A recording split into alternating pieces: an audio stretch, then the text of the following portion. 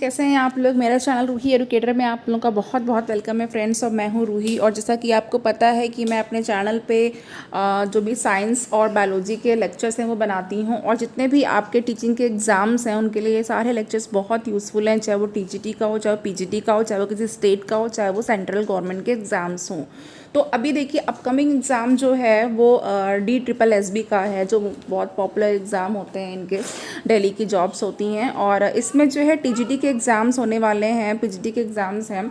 तो चलिए यहाँ पे साइंस की प्रिपरेशन मैं करा रही हूँ, आप भी करिए। और जितने भी लोग मेरे चैनल पर हैं, देखते हैं मेरे लेक्चर्स, उनको बहुत बहुत थैंक यू है मेरा। और जो भी फ्रेंड्स जो देख रहे हैं और सब्सक्राइब नहीं किया है वो प्लीज़ सब्सक्राइब भी कर लीजिए, जिससे कि आपको कोई भी लेक्चर ढूंढने में कोई प्रॉब्लम ना हो। ओके, तो और फिर जब आप सब्सक्रिप्शन ले लेते हैं तो जो पढ़ाता है, जो टीचर होता है, उसको ये लगता है कि हाँ ये हमारे इतने स्टूडेंट्स हैं और हम उन्हें पढ़ा रहे हैं और वो हमारी लेक्चर्स देख रहे हैं, तो अप्रिसिएशन भी मिलता है उससे। ओके, तो चलिए आज मैं जो स्टार्ट कर रही हूँ फ्रेंड वो है इसमें हम लोग जो वर्क एनर्जी एंड पावर है, आप मेरे पहले के लेक्चर्स देखिएगा, जिसमें कि जो भी मेरे वीडियोस हैं उसमें मैंने बहुत सारे लेक्चर्स डाले हैं। ओके, अप टू 180 तक हो गए हैं।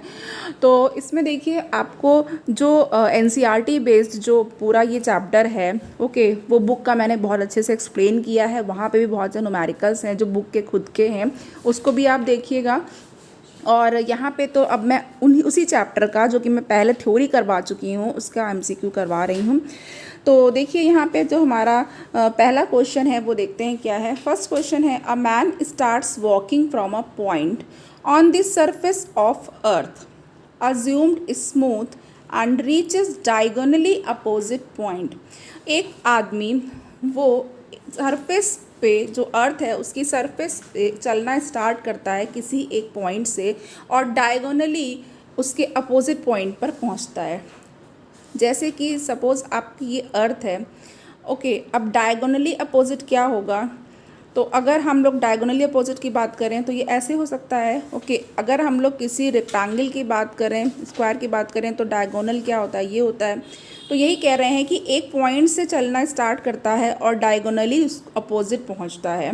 और ये अज्यूम किया गया है कि स्मूथ है सरफेस। तो इसमें जो वर्क डन होगा उसके द्वारा वो क्या होगा। तो देखिए यहाँ पे जो वर्क डन होगा वो कैसा होगा, उसका नेचर क्या होगा, ज़ीरो होगा, पॉजिटिव होगा, नेगेटिव होगा, ये पूछा गया है। तो यहाँ पे हम लोग, आपको पता है कि वर्क डन कब होता है। अगर कोई रेलवे स्टेशन पे कुली है, ओके, या फिर पॉटर है, वो अपने सर के ऊपर कोई लोड लेकर के जा रहा है, तो क्या उस लोड का कोई डिस्प्लेसमेंट हो रहा है। क्या वो जो लोड है, जो भी आपका जो फोर्स है और जो डिस्प्लेसमेंट है उसके बीच में क्या कोई एंगल बन रहा है, ये भी चेक करना होगा। तो देखिए वर्क डन किस किस केस में ज़ीरो होता है, किस किस केस में पॉजिटिव होता है, तो या निगेटिव होता है। तो देखिए पॉजिटिव वर्क डन कब होगा, पॉजिटिव और निगेटिव पहले समझते हैं। देखिए पॉजिटिव क्या होगा, पॉजिटिव वर्क डन तब होगा जब जो आपका फोर्स F है और जो डिस्प्लेसमेंट S है वो सेम डायरेक्शन में होंगे। ओके, उनकी डायरेक्शन क्या होगी, सेम डायरेक्शन होगी। और जो एंगल होगा, एंगल जो है डायरेक्शन और फोर्स के बीच में, FS के बीच में, या FD कुछ लोग डिस्प्लेसमेंट को डायरेक्ट बोलते हैं, तो उसके जो बीच में एंगल होगा वो कितना होना चाहिए, ज़ीरो होना चाहिए। अगर ज़ीरो है तो मतलब जो वर्क डन है वो पॉजिटिव है। ओके, वर्क डन नेगेटिव कब होगा, वर्क डन नेगेटिव तब होगा जब जो फोर्स हमारे पास है और जो डिस्प्लेसमेंट S है, यानी कि F और S है, वो क्या होगा, अपोजिट डायरेक्शन में होंगे। और जो एंगल होगा वो कितना होगा, वो होगा 180 डिग्री। सपोज़ यहाँ पे आपका 180 डिग्री का एंगल बन रहा है। ओके, तो ये यहाँ पे इस केस में क्या होगा, इस केस में होगा नेगेटिव, क्योंकि आपको पता है कि जो FS cos थीटा होता है। ओके, तो अब यहाँ पे ज़ीरो वर्क डन कब होता है, जब फोर्स और डिस्प्लेसमेंट एक दूसरे के परपेंडिकुलर होते हैं और जो 90 डिग्री का एंगल होता है, तो cos 90 डिग्री की वैल्यू जो होती है। ओके, तो जब ज़ीरो हो जाता है पूरा वर्क डन, यानी कि जो एंगल बनेगा वो कितना बनेगा, वो 90 डिग्री का एंगल बनेगा।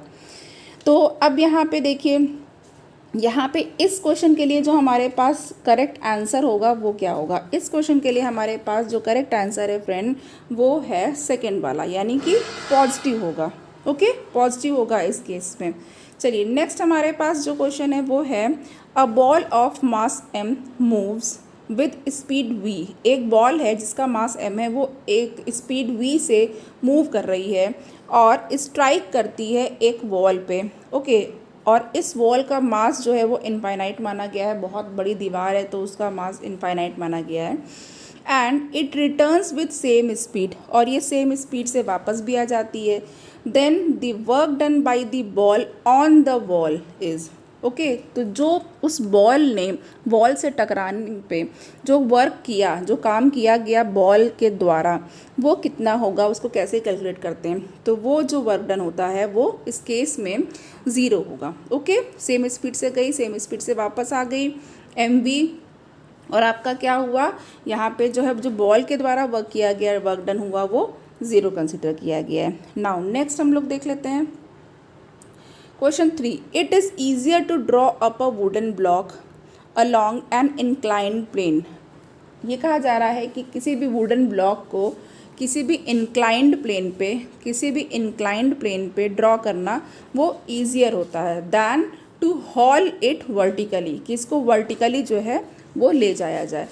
तो यहाँ पे ये प्रिंसिपली बिकॉज, ऐसा क्यों होता है, किस वजह से होता है, ऐसा इसलिए होता है क्योंकि सिर्फ एक जो पार्ट होता है, only a part of weight has to be overcome. Okay, कोई एक ही पार्ट जो होता है उसमें वो क्या कर पाता है, ओवरकम कर पाता है। यानी कि अगर आप वर्टिकली अप करोगे पूरे पार्ट को, पूरा ब्लॉक को आप लेकर के जा रहे हो, उस पर ताकत लगा रहे हो, बट स्लाइड करने में एक तो पहली बार स्लाइडिंग फ्रिक्शन का कंसेप्ट यहाँ पर आ जाएगा। इंक्लाइंड है प्लेन, तो आप उसको स्लाइड करके ऊपर ले जा रहे हो, तो एक तरफ से फोर्स लगा रहे हो ब्लॉक के ऊपर और वो ऊपर की तरफ बढ़ता चला जा रहा है या नीचे की तरफ आप ले जा रहे हो उसको। तो चलिए नाउ क्वेश्चन 4 है यहाँ पे, the work done against gravity in taking 10 kilogram mass to 1 metre height in 1 second will be. जो वर्क डन है ग्रेविटी के अगेंस्ट 10 किलोग्राम मास को 1 मीटर हाइट तक ले जाने में 1 सेकेंड में कितना होगा। ठीक है, तो हमें यहाँ पे वर्क डन निकालना है, तो work done W is equal to, आपको पता है mgh लगेंगे क्योंकि यहाँ पे हाइट भी दे रखी है। ओके, तो हाइट भी दे रखी है, तो मास हमारे पास दे रखा है 10, और ग्रेविटेशनल जो फोर्स है वो हम लोग जो g है 9.8, या राउंड ऑफ करके 10 भी ले सकते हैं 1, तो यहाँ पे 98 जूल हो जाएगा। ओके, तो वर्क डन कितना हो जाएगा, 98 जूल हो जाएगा। तो हमारे पास जो ऑप्शन करेक्ट हो जाएगा वो 2 करेक्ट हो जाएगा। नाउ यहाँ पे अब हमारे पास क्वेश्चन 5 है। क्वेश्चन 5 देखते हैं, a body moves a distance of 10 metre along a straight line. एक बॉडी है जो कि 10 मीटर की डिस्टेंस पर स्ट्रेट लाइन पर मूव कर रही है under the action of a force of 5 Newton. कैसे मूव कर रही है, उस पर जो फोर्स लग रहा है वो 5 न्यूटन का लग रहा है। If the work done is 25 joule, और अगर वर्क डन 25 जूल का है तो जो एंगल होगा which the force makes with the direction of motion of the body. तो अब इस केस में आपको एंगल बताना है जो कि F और S के बीच में बनेगा। तो देखिए यहाँ पे जो एंगल बनेगा वो क्या होगा, कैसे करेंगे यहाँ पे, तो देख लीजिए W is equal to FS cos theta. ठीक है, FS कॉस थीटा है यहाँ पे फ्रेंड। तो देखिए यहाँ से हमको एंगल निकालना है, तो सिर्फ कॉस थीटा की जब हम वैल्यू निकालेंगे तो cos theta is equal to W upon FS हो जाएगा। ओके, दोनों ही नीचे चले जाएंगे अपॉन में। W हमारे पास 25 है और F और S 50 है। यहाँ पे जब इसको डिवाइड करेंगे तो हमारे पास ये जो वैल्यू कटेगी तो 1/2 आ जाएगी। ओके, नाउ अब यहाँ पे थीटा, जो कॉस थीटा की जो हाफ वैल्यू होती है वो कितने डिग्री पर होती है, वो होती है 60 डिग्री पे। तो कॉस थीटा जो होता है 60 डिग्री की जो वैल्यू होती है, कॉस 60 की वैल्यू 1/2 होती है। तो यहाँ पे हमारे पास कॉस 60 की वैल्यू 1/2 आ गई। ऑप्शन 3 बिल्कुल करेक्ट हो चुका है। क्वेश्चन 5 में देखते हैं, a body moves a distance of 10 metre along a straight line. Sorry, यहाँ पे अभी तो 5 हो गया है, यहाँ पे 6 है। Now a cord is use to lower vertically a block of mass m। एक कॉर्ड है जो कि क्या करती है, एक ब्लॉक है जिसका कि मास m है, उसको लोअर करती है वर्टिकली और एक डिस्टेंस d तक पहुँचाती है, ले जाती है। और ये जो डाउनवर्ड एक्सेलरेशन है वो g/4 है। नाउ जो वर्क डन है बाय द कॉर्ड के द्वारा या रस्सी के द्वारा जो वर्क डन किया गया है ब्लॉक पे वो कितना है, मतलब ब्लॉक को खींचा जा रहा है नीचे की तरफ या ऊपर की तरफ, आप ये समझ लीजिए, ठीक है। तो यहाँ पे वर्टिकली डाउनवर्ड जो एक्सेलरेशन है उसका पूछा गया, क्योंकि इसको वर्टिकली लोअर ले जाया जा रहा है, नीचे की तरफ ले जाया जा रहा है। तो यहाँ पर देखिए इसको कैसे करेंगे, यहाँ पे इसको हम लोग को करना क्या है, देखिए जब ब्लॉक को आप वर्टिकली नीचे ले जा रहे हैं तो एक्सेलरेशन यहाँ पे g/4 दिया है। ओके, तो जो टेंशन होगी कॉर्ड में, अब रस्सी की बात हो रही है तो यहाँ पर टेंशन की भी बात होगी। तो नाउ जो कॉर्ड में टेंशन होगी वो कितनी होगी। ओके, तो यहाँ पे देख तो यहाँ पर मैं आपको ये बता रही थी कि जो अब कॉर्ड की टेंशन की बात हो रही है, तो now tension is equal to mg-g/4। Okay, ये हो जाएगा। तो यहाँ पे हमारे पास mg होगा, तो अब g-g/4 हो गया। तो यहाँ पे हमारे पास जो वैल्यू आएगी t की, जब इसको सॉल्व करेंगे तो ये 3/4 mg आ जाएगी। ओके, तो अब देखिए जो वर्क डन है बाय द कॉर्ड, अब वर्क डन का फॉर्मूला तो वही है Fs cos थीटा, तो वो Fs cos थीटा होगा। ओके, वो क्या हो जाएगा, वो Fs cos थीटा होता है, जो अभी मैंने बताया था आपको क्वेश्चन में। देन यहाँ पे Fs की जगह हम लोग क्या कंसीडर करेंगे, F भी एक टाइप, जो F है वो फोर्स है, टेंशन भी एक टाइप का फोर्स है, बल है, ठीक है। तो और S की जगह हम लोग D लिखेंगे। तो अब यहाँ पे मैं फिर से लिखने जा रही हूँ, आप लोग उसको देख लीजिए।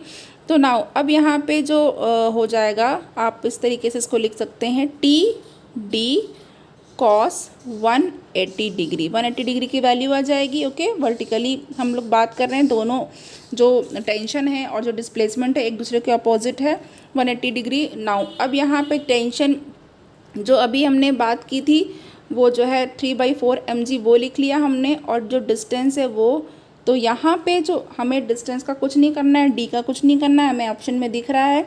तो नाउ अब जो हमारे पास वैल्यू आ जाएगी वो -3/4 mg डी आएगी। ओके, तो नाउ यहाँ से हमारे पास ऑप्शन 3 -3 mg d/4 बिल्कुल करेक्ट है। Question 7, a force of 5 Newton acts on 15 kilogram body. एक फोर्स है 5 न्यूटन का, वो 15 किलोग्राम बॉडी पर एक्ट कर रहा है इनिशियली, जो कि रेस्ट में है। नाउ जो वर्क डन होगा इस फोर्स के द्वारा, कितना वर्क डन होगा during the first second of motion of the body, जो बॉडी का मोशन होगा उसका जो फर्स्ट सेकेंड होगा, पहला सेकेंड जो होगा, उसमें कितना वर्क डन होगा। ओके, तो अब यहाँ पे हमारे पास जो 7th है उसको भी मैं सॉल्व कर रही हूँ। तो देखिए W is equal to Fs is equal to F into half. Okay, half क्या, S इक्वल टू, आपको जो फार्मूला है लास्ट वाला लेक्चर भी देखिएगा, उसमें भी आपको काफ़ी मतलब फार्मूलाज पता चल जाएंगे, ठीक है। और ये कहाँ से आया, S is equal to ut plus, एक मिनट फ्रेंड, यहाँ पे डबल हो गया है मुझे।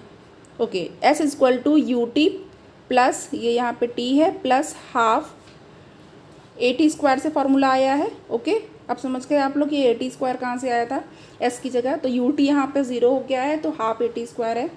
तो चलिए अब यहाँ पे हो गया, हमको वैल्यूज़ बस पुट करनी है, तो मुझे यहाँ पे फिर से लिखना पड़ेगा स्पेस की वजह से। तो now W is equal to F half, आप लोग साथ में सॉल्व करते रहिए, F/m एंड T²। ओके, इसको हम लोग जब ब्रैकेट में पूरा ऐसे करके लिख देंगे बाहर, तो F² लिख सकते हैं, T² लिखेंगे एंड अपॉन 2m लिखेंगे।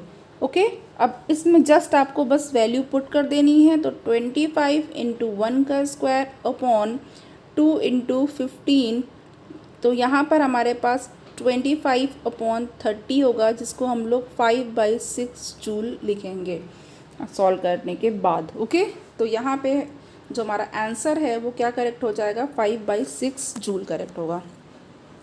Next is question 8। क्वेश्चन 8 देख लेते हैं।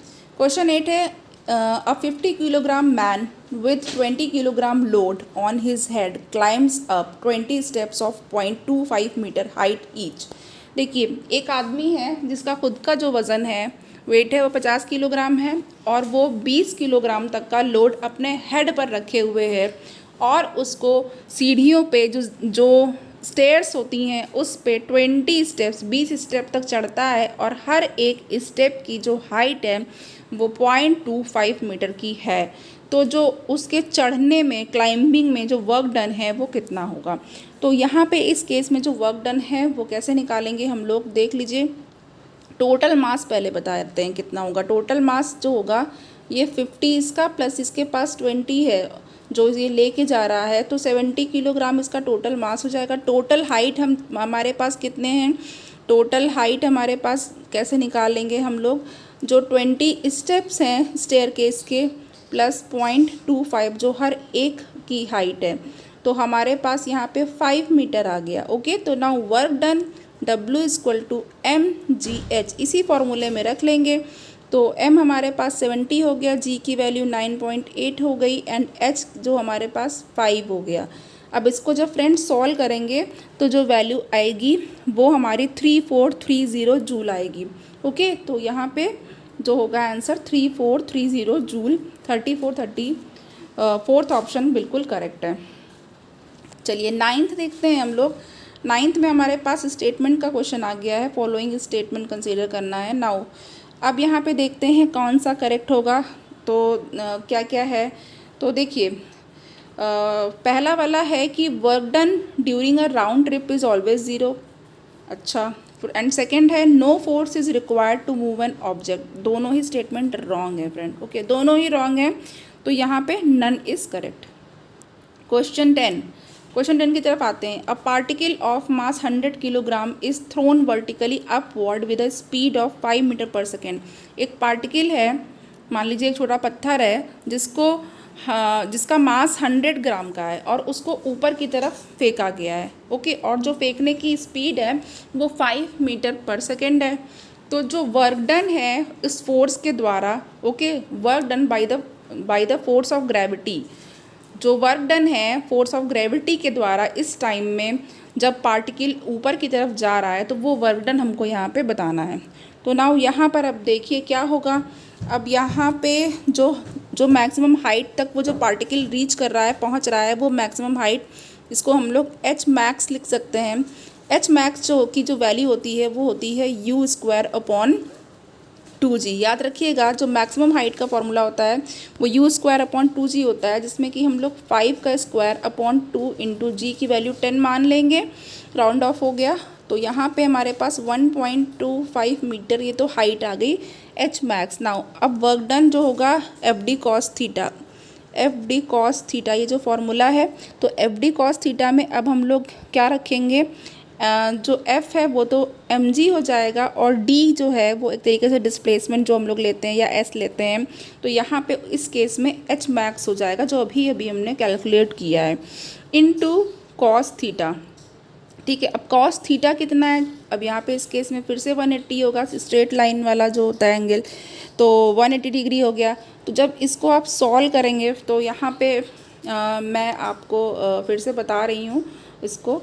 तो जब हम इसको सॉल्व करेंगे तो हमारे पास जो m की वैल्यू है वो 0.1 है फ्रेंड, और जो g की वैल्यू है वो 10 है, और जो मैक्सिमम हाइट हमने निकाली थी 1.25 निकाली थी, और उसके बाद हमारे पास जो cos 180 की डिग्री वैल्यू होती है वो -1 होती है।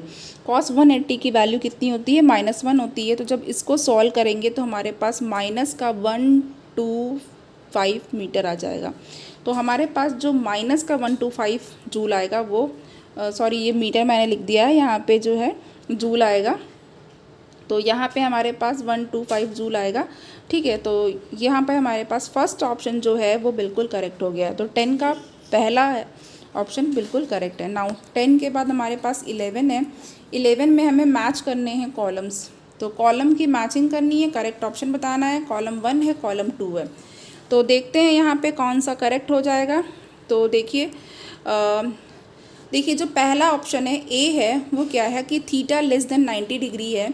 तो ऐसा किस केस में होगा वर्क डन के, जब पॉजिटिव होगा तो। ओके, तो पॉजिटिव होगा, तो पॉजिटिव के लिए मैंने बताया है कि जब सेम जो फोर्स और जो डिस्प्लेसमेंट के बीच में जो एंगल बनता है वो क्या होता है, ठीक है, 0 डिग्री होगा और दोनों सेम ही डायरेक्शन में होंगे। तो यहाँ पे इस केस में 90 डिग्री से कम होगा, बिल्कुल ओके, तो यहाँ पे ये बिल्कुल सही हो गया। जो थीटा होगा 90 डिग्री से कम होगा, वो कितना भी हो सकता है। ओके, सेम डायरेक्शन में है तो 90 से कम कितना भी होगा।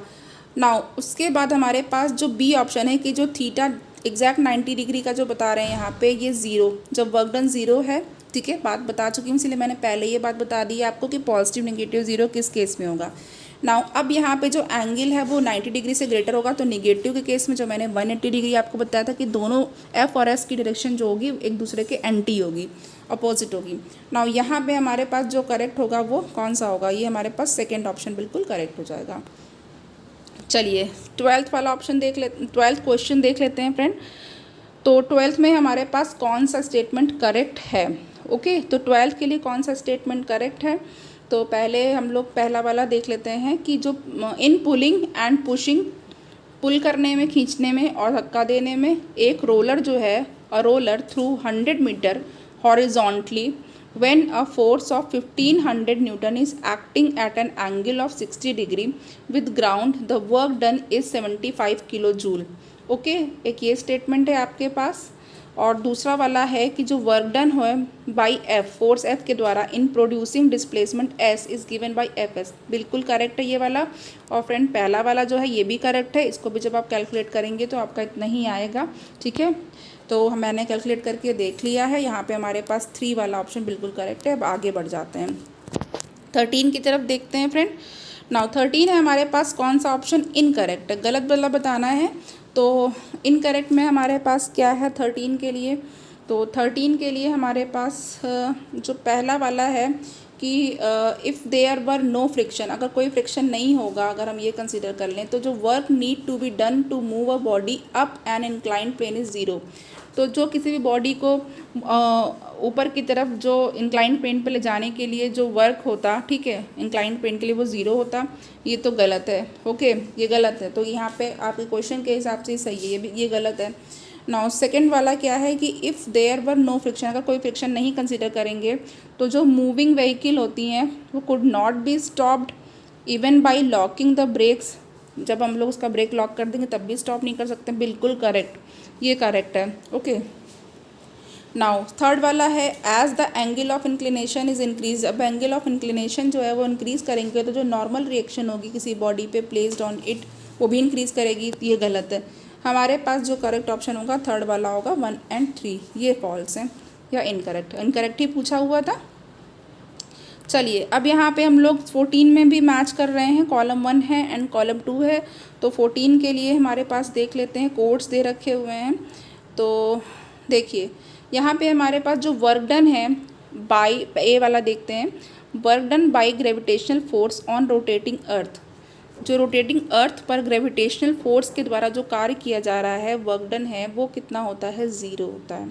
ओके, बी वाला देखते हैं, work done by air resistance on moving train, जो एयर रेजिस्टेंस के द्वारा किसी मूविंग ट्रेन पे वर्क डन होता है वो कितना होता है, एयर रेजिस्टेंस के द्वारा वो नेगेटिव डायरेक्शन में जाता है। ओके, ये नेगेटिव होगा। Now work done by the gravitational force on falling body, falling body पे ये बिल्कुल पॉजिटिव होता है क्योंकि वो अपनी तरफ खींचती है, पॉजिटिव है, वो ग्रेविटी के अगेंस्ट नहीं होता है, ठीक है। तो यहाँ पे हमारे पास जो ऑप्शन करेक्ट हो जाएगा वो 1 हो जाएगा, 3, 1, 2। तो चलिए हम लोग नेक्स्ट देख लेते हैं फ्रेंड, 15th वाला देखते हैं। 15th में क्या है, 15th है यहाँ पे okay, a body of mass 5 kilogram, एक बॉडी है जिसका मास 5 किलोग्राम है, उसको प्लेस किया गया है at the origin and can only move on the X axis, और वो सिर्फ एक्स एक्सिस पर मूव कर सकती है। ओके, तो a force of 10 Newton is acting on it, एक 10 न्यूटन का फोर्स इस पे काम कर रहा है और in a direction making an angle of 60 degree with the X axis, और वो इस डायरेक्शन में काम कर रहा है कि एफ और एस के बीच में जो एंगल बन रहा है वो वो 60 डिग्री बन रहा है। ओके, तो अब यहाँ पे and displaces it along the X axis by 4 metre, और 4 मीटर का डिस्प्लेसमेंट है। The work done by force is, तो अब जो फोर्स के द्वारा वर्क डन होगा वो कैसे निकाल लेंगे, बस बिल्कुल इजी है ये, एफ एस कॉस थीटा से ही निकालेंगे। तो एफ एस कॉस थीटा से निकालने पर 10 इंटू 4s की जगह हो जाएगा, और कॉस कितना होगा यहाँ पे 60 डिग्री होगा, यहाँ पे दे रखा हुआ है, तो बस वैल्यू आपकी कितनी आ जाएगी, 60 डिग्री की तो हाफ होती ही है, तो यहाँ पे वैल्यू 20 जूल तक आ जाएगी आपकी जब इसको सॉल्व करेंगे। 60 डिग्री की जगह आप हाफ भी रख लीजिए, तो यहाँ पे क्या हो जाएगा, 2 से 10 कट जाएगा तो 5 हो जाएगा, फिर 5 4 ज़ा 20। ओके, तो यहाँ पे आपका जो आंसर हो जाएगा वो कितना हो जाएगा, 20 जूल हो जाएगा। नाउ अब यहाँ पे हमारे पास जो 16 है वो क्या है, 16th क्वेश्चन देख लेते हैं। The work done in pulling up a block of wood weighing 2 kilo newton for a length of 10 metre on a smooth plane inclined at an angle of 15 degree with the horizontal is. Okay, यहाँ पे कह रहे हैं जो work done होगा, किस में work done पूछा गया है, जब हम किसी वुड के ब्लॉक को जिसका वेट 2 किलो न्यूटन है और उसको 10 मीटर की लेंथ तक, ओके, एक स्मूथ इंक्लाइंड प्लेन पर जिसका एंगल 15 डिग्री है हॉरिजॉन्टल से, उसके ऊपर ले करके जाते हैं, ऊपर खींचते हैं इस इंक्लाइंड प्लेन से, यहाँ पे इसकी बात की जा रही है, और इसका जो एंगल है वो 15 डिग्री है हॉरिजॉन्टल से, तो क्या होगा वर्क डन, और साइन 15 की वैल्यू दे रखी है यहाँ पे। ओके, तो नाउ यहाँ पे देख सकते हैं आप, अब यहाँ पे जो ये अभी मैंने बताया जो थीटा है वो यहाँ पे ये होगा, ये आपका इंक्लाइंड है, ये इंक्लाइंड प्लेन है, इस पे ब्लॉक्स ले जाए जा रहे हैं। तो चलिए अब यहाँ पे जो हम लोग निकाल लेते हैं, W is equal to mg sine के टर्म में, तो sine theta into S. Okay, तो अब देखते हैं यहाँ पे 2 इंटू 10 की पावर 3 इंटू साइन 15 डिग्री की वैल्यू इंटू 10। ओके, जब इसको आप सॉल्व करेंगे तो फिर क्या होगा, यहाँ पे जो वैल्यू आ जाएगी पूरी वो 5.17 किलो जूल आ जाएगी। ओके, तो आपका सेकेंड ऑप्शन बिल्कुल करेक्ट हो जाएगा। चलिए 17th कर लेते हैं। 17th में क्या है, stopping distance of a moving vehicle is directly proportional to. जो स्टॉपिंग डिस्टेंस होती है, ठीक है, वो किसी भी मूविंग व्हीकल की वो डायरेक्टली प्रोपोर्शनल होती है। किसके डायरेक्टली प्रोपोर्शनल होती है, वो डायरेक्टली प्रोपोर्शनल होती है square of the initial velocity. Initial velocity के स्क्वायर के बराबर होती है। देखिए मान लीजिए कि जो वो डिस्टेंस होती है वो उसको हम मान लेते हैं, स्टॉपिंग डिस्टेंस को ds मान लेते हैं। तो जो डिस्टेंस ट्रैवल होती है व्हीकल के द्वारा या किसी गाड़ी के द्वारा जब वो स्टॉप होती है, उसके पहले की जो डिस्टेंस होती है इसको माना गया है ds। ओके, कि जब कोई गाड़ी स्टॉप होने से पहले की जो डिस्टेंस है वो ds है। तो जो फाइनल वेलोसिटी तो वो ज़ीरो ही होगी ना, क्योंकि v जो है इक्वल टू ज़ीरो है जब वो स्टॉप हो गई, लेकिन इनिशियल वेलोसिटी को हम लोग u मान रहे हैं। तो अब फॉर्मूला हम लगाते हैं v square equal to U square plus 2as। अगर हम फॉर्मूला लगाएं तो फाइनल वेलोसिटी को ज़ीरो रख देंगे, तो यहाँ पे यू स्क्वायर जो होगा यहाँ पे क्या हो जाएगा, U square is equal to sorry plus 2as हो गया, यहाँ पे ज़ीरो हो गया। ओके, तो अब इसको हम डिस्टेंस के टर्म में लिखेंगे, तो ऊपर लिख दे रही हूँ मैं ds इज इक्वल टू यहाँ पे माइनस यू स्क्वायर इधर होगा और 2a इधर हो जाएगा। ओके, तो ये हो गया। तो आप देख ही रहे हैं कि इनिशियल वेलोसिटी जो होती है इसके स्क्वायर के डायरेक्टली प्रोपोर्शनल है। तो फर्स्ट वाला ऑप्शन बिल्कुल करेक्ट हो चुका है। नेक्स्ट क्वेश्चन 18 में देखते हैं, अ बुलेट ऑफ मास 20 ग्राम। एक बुलेट जिसका मास 20 ग्राम है वो मूव कर रही है वेलोसिटी से, स्पीड से, जिसकी स्पीड है 150 मीटर पर सेकेंड, और ये स्ट्राइक करती है एक टारगेट को। ओके, और उसके बाद फिर रेस्ट कर लेती है, यानी कि रुक जाती है। आफ्टर पायर्सिंग 10 सेंटीमीटर इनटू इट, उसमें जो है टारगेट में घुस जाती है, 10 सेंटीमीटर तक अंदर तक बुलेट वो घुस जाती है, इसके बाद रुक जाता है। तो calculate the average force of resistance offered by a target. तो वो जो टारगेट है उसने कुछ फोर्स ऑफ रेजिस्टेंस जो है प्रतिरोधक जो बल होता है रेजिस्ट करने के लिए वो ऑफ़र किया, वो लगाया, तो वही पता करना है आपको कि जो एवरेज फोर्स होगा ऑफ रेजिस्टेंस वो कितना होगा जो टारगेट जिसको दे रहा है। तो यहाँ पे हमारे पास जो 18 है इसको यहाँ पे अब सॉल्व कैसे करना है, क्या क्या हमारे पास है और हमें क्या चाहिए।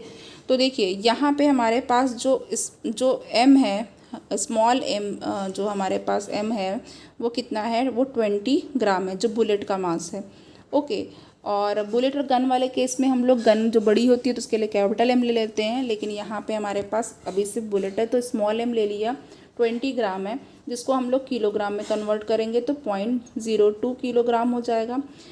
इनिशियल वेलोसिटी यू हमारे पास 150 मीटर पर सेकेंड दे रखी है। ओके, फाइनल वेलोसिटी 0 करेंगे क्योंकि ये रुक जाता है। ओके, बुलेट फिर स्टॉप हो जाती है टारगेट में जाने के बाद।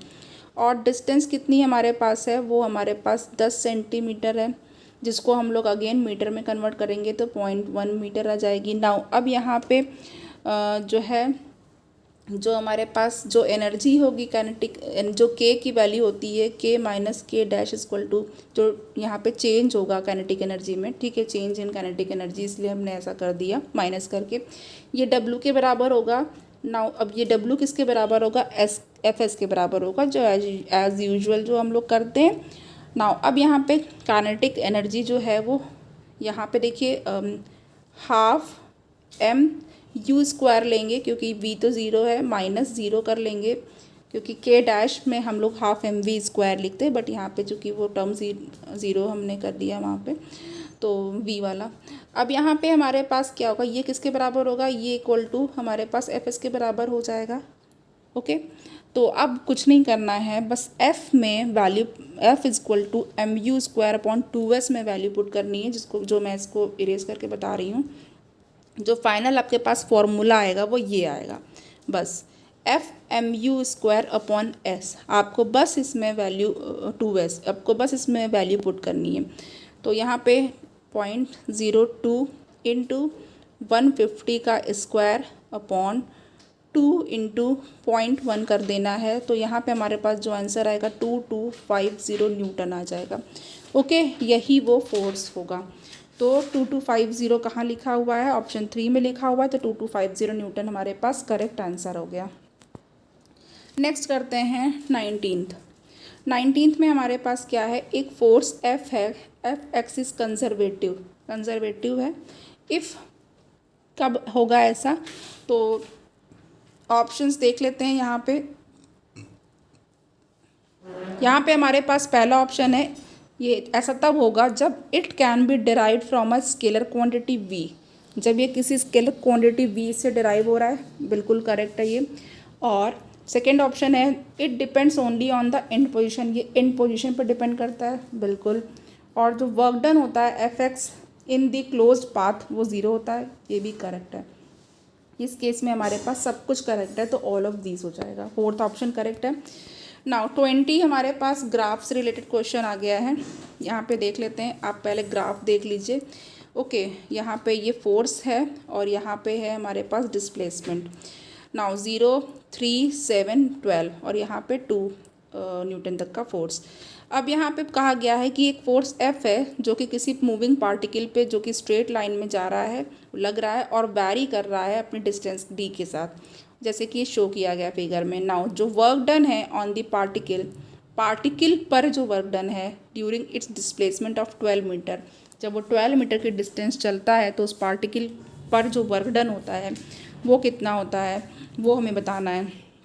तो यहाँ पे इस केस में देखिए 20 में क्या करना है, वर्क डन हम कैसे निकालेंगे, वर्क डन जो है निकालेंगे जो एरिया है एफ डी ग्राफ का। ओके, वो हम पूरा ले लेंगे, तो यहाँ पे जो एरिया निकालेंगे उससे ही हमारा वर्क डन आएगा। तो work done is equal to कितना हो जाएगा, यहाँ पे देखिए सबसे पहले आपको बता रहे हैं, यहाँ पे तो ये आपका एक ट्राइंगल बन रहा है। ओके, देन यहाँ पे ये है और फिर ये, तो यहाँ पे हमारे पास 4 इंटू 2 प्लस हाफ ट्राइंगल के लिए, फिर 5 इंटू 2। ओके, तो अब यहाँ पर देख लीजिए कैसे होगा। इसको जब हम लोग सॉल्व करेंगे तो 4 2 जा 8 हो जाएगा, प्लस यहाँ पे सॉल्व करने पे 2 से 2 कैंसिल और 5। नाउ यहाँ पे हमारे पास 13 जूल का वर्क डन आ जाएगा। ओके, ग्राफ के जो क्वेश्चन हैं वो तो आप लोग सॉल्व कर ही लेते हैं एरिया देख करके। तो यहाँ पे हमारे पास जो 13 जूल है वो आंसर होगा। नाउ चलिए अब हम लोग आगे कर लेते हैं। नाउ यहाँ पे हमारे पास 20 क्वेश्चन अभी हो गए हैं, देखते हैं आगे 21 में हमारे पास है कॉलम मैचिंग करनी है, कॉलम 1 कॉलम 2। ओके, तो 21 के लिए हमारे पास देखते हैं क्या करेक्ट हो जाएगा। थोड़ा सा हम लोग इसको जो है अब देखते हैं। नाउ ए है हमारे पास विस्कस फोर्स। तो जो विस्कस फोर्स होता है वो किस तरह का फोर्स होता है? विस्कस फोर्स हमारे पास जो होगा वो नॉन कंजर्वेटिव फोर्स होगा। फोर्स दो टाइप के हैं, conservative and non conservative. Now frictional force भी हमारे पास नॉन कंजर्वेटिव होगा। ग्रेविटेशनल फोर्स कंजर्वेटिव होता है। ओके, एंड इलेक्ट्रोस्टैटिक फोर्स भी कंजर्वेटिव फोर्स होता है। तो हमारे पास 2 ऑप्शन बिल्कुल, सेकंड ऑप्शन हमारे पास बिल्कुल करेक्ट हो जाएगा। नाउ 22 देख लेते हैं। 22 में हमारे पास अगेन ये जो है, पहले आप ग्राफ देख लीजिए। यहाँ पे फोर्स दे रखा हुआ 1 2 3 और यहाँ पे हमारे पास ये डिस्टेंस है MXM, तो जो दिया हुआ है एक्स एक्सिस पर मीटर दे रखा हुआ है। अब यहाँ पे ये कहा जा रहा है कि एक फोर्स F है वो एक्ट कर रहा है किसी भी ऑब्जेक्ट पे, वो वेरी कर रहा है डिस्टेंस x के साथ। नाउ जो फोर्स है न्यूटन में और एंड x जो है वो मीटर में है। तो जो वर्क डन है by the force in moving the object from x0 to x6, तो 0 से 6 मीटर तक के डिस्टेंस पे जो वर्क डन हो रहा है वो बताना है। तो देख लीजिए वर्क डन, यहाँ पे फिर से जो वर्क डन होगा वो क्या होगा, ये जो पूरा ग्राफ का जो एरिया होगा वो होगा।